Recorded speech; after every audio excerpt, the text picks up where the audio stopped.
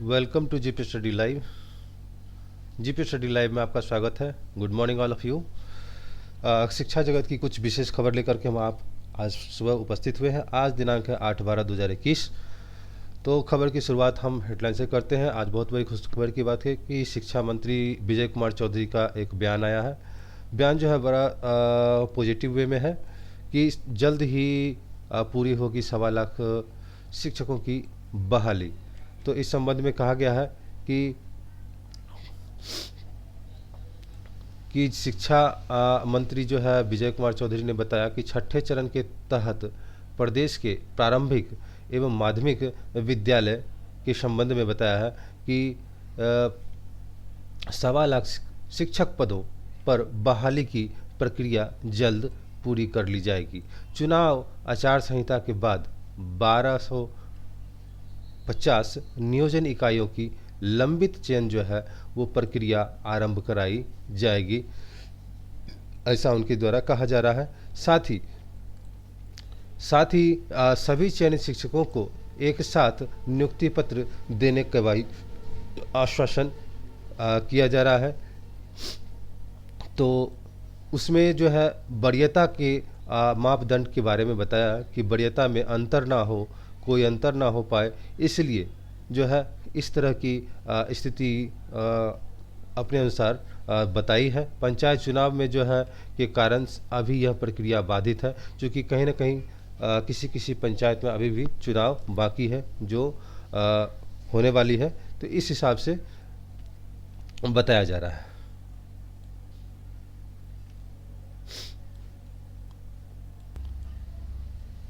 अगली खबर जो है 8300 शारीरिक शिक्षक और 6500 सहायक की होगी बहाली। देख सकते हैं कि 8300 शारीरिक शिक्षक और 6500 शारीरिक सहायक की होगी बहाली, ये खबर आ रही है। तो शारीरिक शिक्षक के संबंध में है कि शारीरिक शिक्षक अनुदेशक के पद पर बहाली का इंतजार कर रहे टीईटी पास अभ्यर्थी के लिए अच्छी खबर है। प्रदेश के माध्यमिक विद्यालयों में 8300 शारीरिक शिक्षक अनुदेशकों की बहाली जल्द आरंभ होगी। नव स्थापित मध्य विद्यालय में 6500 विद्यालय सहायकों की भी बहाली की जाएगी। शिक्षा मंत्री विजय चौधरी जो है उन्होंने कहा कि शिक्षा मंत्री विजय चौधरी ने कहा कि शारीरिक शिक्षा अनुदेशकों की विद्यालय जो है में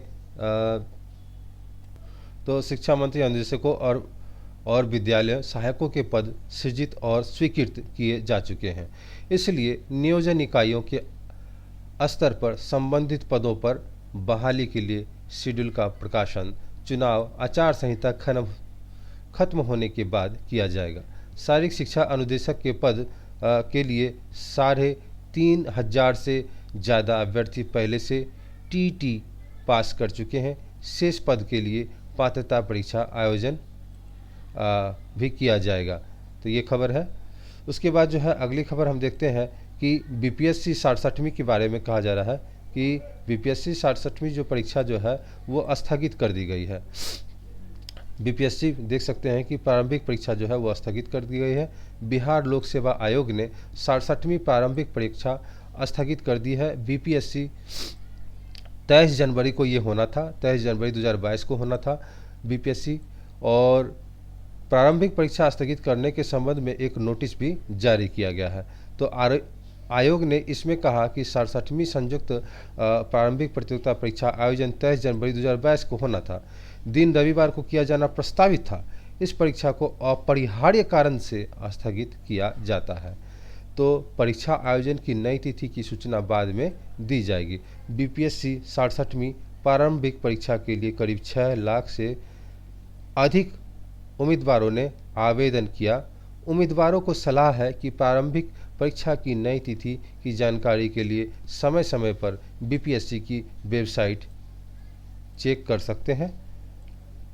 तो अगली खबर हम लोग देखते हैं कि अमीन बहाली के संबंध में है। कोर्ट ने एक कैंसिलेशन का प्रोसेस किया है कि पटना हाई कोर्ट ने राज्य सरकार के राजस्व विभाग द्वारा राज्य में अमीन के 1767 रिक्त पदों पर बहाली के लिए 20 जनवरी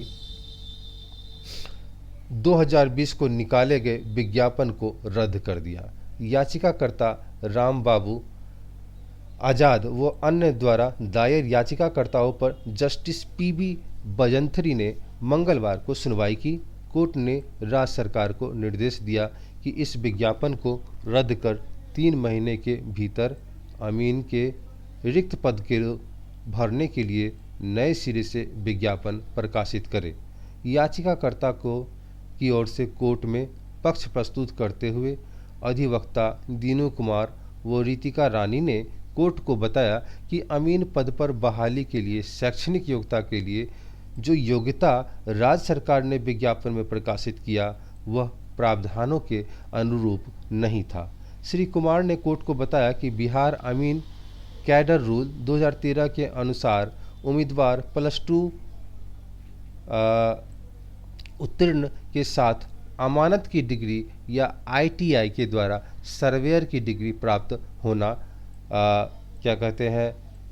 चाहिए। राज्य सरकार को राजस्व विभाग में जो विज्ञापन में शैक्षणिक योग्यता रखी थी उसके अनुसार उम्मीदवार को मात्र +2 की उत्तीर्ण होना ही पर्याप्त है।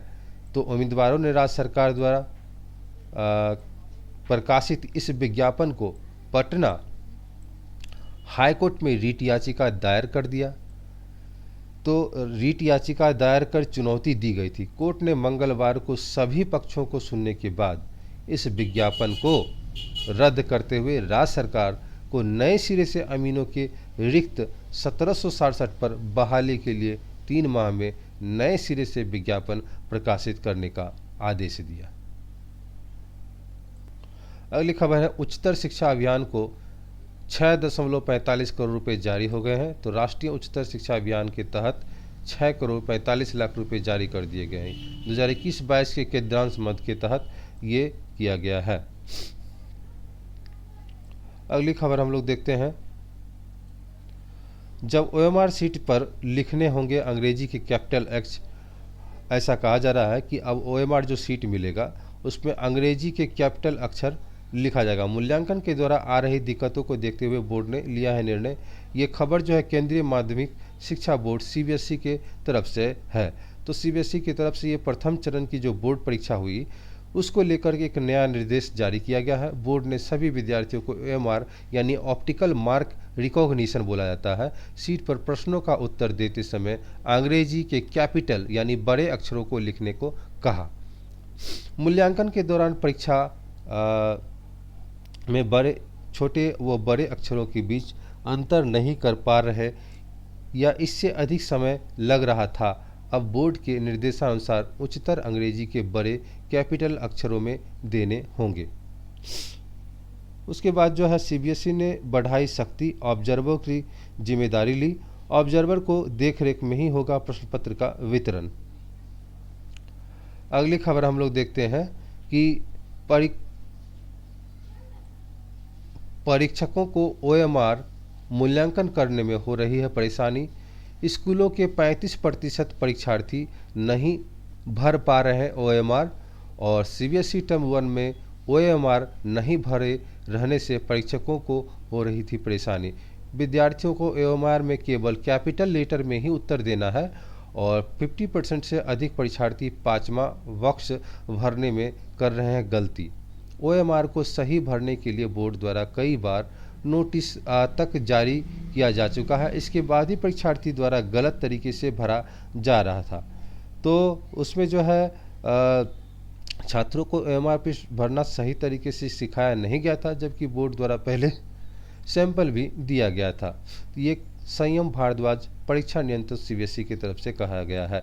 तो OMR भरने के लिए सारी गलतियां कर रहे थे परीक्षार्थी। गोला में सही चिन्ह का निशान नहीं लगा रहे थे, पेन के बदले पेंसिल का इस्तेमाल गोला भरने में कर रहे थे और एक प्रश्न के उत्तर में एक से अधिक गोला भर दे रहे थे।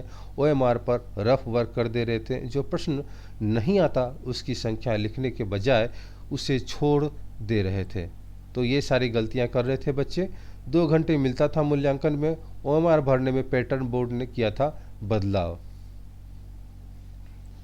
अगली खबर जो है वो शिक्षा के संबंध में है, शिक्षा के विभाग के संबंध में है कि शिक्षा का हाल सुधारे कैसे, इसके लिए जिला स्तर पर बनेगी रणनीति।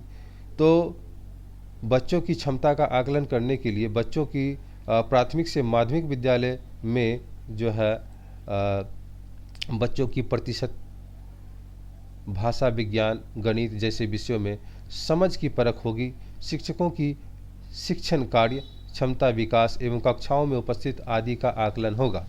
क्लासरूम में ट्रांजैक्शन के तहत शिक्षण कार्य और बच्चों को पढ़ाने के तरीका का आकलन होगा। स्वच्छ भारत अभियान, फिट इंडिया, नागरिक कर्तव्य का पालन, शैक्षणिक व विकास गतिविधियां और एक भारत श्रेष्ठ भारत पर आकलन होगा। 6 सूचकांक पर 600 अंकों की मार्किंग होगी।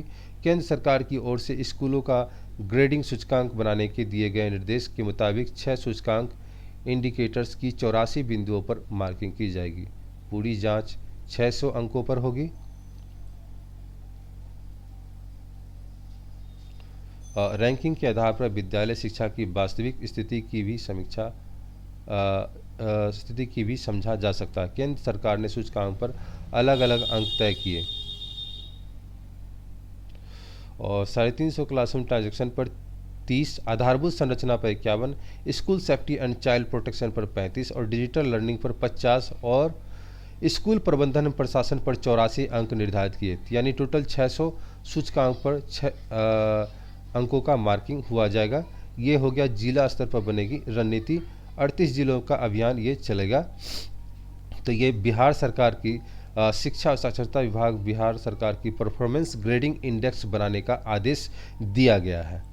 अगली खबर है समग्र शिक्षा मद में 567 करोड़ रुपए की स्वीकृति मिली है। शिक्षा विभाग ने प्री स्कूल से लेकर 12वीं कक्षा तक के संचालित एकीकृत योजना समग्र शिक्षा अभियान के तहत प्रथम किस्त की अवशेष राशि के रूप में मंगलवार को 567 करोड़ 58,60,958 रुपये मात्र के सहायक अनुदान की व्यय स्वीकृति एवं विमुक्ति का आदेश जारी किया। इसकी सूचना महालेखागार को भी दी गई है। आदेश में कहा गया कि केंद्रांश मद के प्रथम किस्त की अवशेष राशि के रूप में प्राप्त 1731 करोड़ और इसके विरुद्ध समानुपातिक राज्यांश 1154 करोड़ के स्थान पर बजट उपबंध कम होने के कारण तत्काल 567 करोड़ सहायक अनुदान मद में व्यय की स्वीकृति एवं विमुक्ति का प्रस्ताव है। अगली खबर जो है पढ़ाई में होगी जिलों की ग्रेडिंग। तो राज्य में नए शैक्षिक क्षेत्र में शैक्षणिक प्रदर्शन के आधार पर सभी जिलों को ग्रेडिंग होगी। अगली खबर जो है पारा मेडिक्स डिप्लोमा कोर्स में 2135 सीट मंजूर हुई। 20 सरकारी संस्थानों को कोर्स संचालन की अनुमति हुई। तो स्वास्थ्य विभाग ने सरकारी पारा मेडिकल संस्थानों में डिप्लोमा व सर्टिफिकेट कोर्स में 2135 सीटों पर दाखिला की मंजूरी दी गई। पाठ्यक्रम का संचालन 20 सरकारी संस्थानों में होगी। इसकी अधिसूचना स्वास्थ्य विभाग ने जारी कर दी है। तो अधिसूचना स्पष्ट किया गया है कि 7 निश्चय में एक निश्चय अवसर पर आगे पढ़े के अंतर्गत राज्य में तकनीकी शिक्षा को बढ़ावा देने तथा युवाओं को राज्य में ही तकनीकी शिक्षा के अवसर देने के उद्देश्य से कई अहम कदम उठाए जा रहे हैं। इसकी कड़ी में 20 सरकारी संस्थानों में डिप्लोमा व सर्टिफिकेट कोर्स संचालन की अनुमति दी गई है। स्वास्थ्य विभाग के अनुसार जिन पाठ्यक्रमों के संचालन संस्थानों में किए जाएंगे उनमें मेडिकल ड्रेसर के सर्टिफिकेट कोर्स सहित anaesthesia tech, MEd, radiology, operation theatre assistant, sanitary inspector, occupational therapy, orthotics and prosthetic इत्यादि डिप्लोमा कोर्स की अनुमति दी गई है। अलग अलग कोर्सों में 20 से लेकर 60 सीटों तक कोर्स चलाने की अनुमति दी गई है। अगली खबर जो है दूरसंचार नियामक जो मोबाइल रिचार्ज करवाते हैं उसके संबंध में है। तो सभी रिचार्ज पर पोर्टेबिलिटी के लिए SMS सुविधा दे। दूरसंचार नियामक ट्राई ने मंगलवार को दूरसंचार ऑपरेटर की सभी मोबाइल ग्राहकों के लिए नंबर समान रखते हुए कंपनी बदलने को लेकर SMS सुविधा तत्काल प्रभाव से लागू करने को कहा।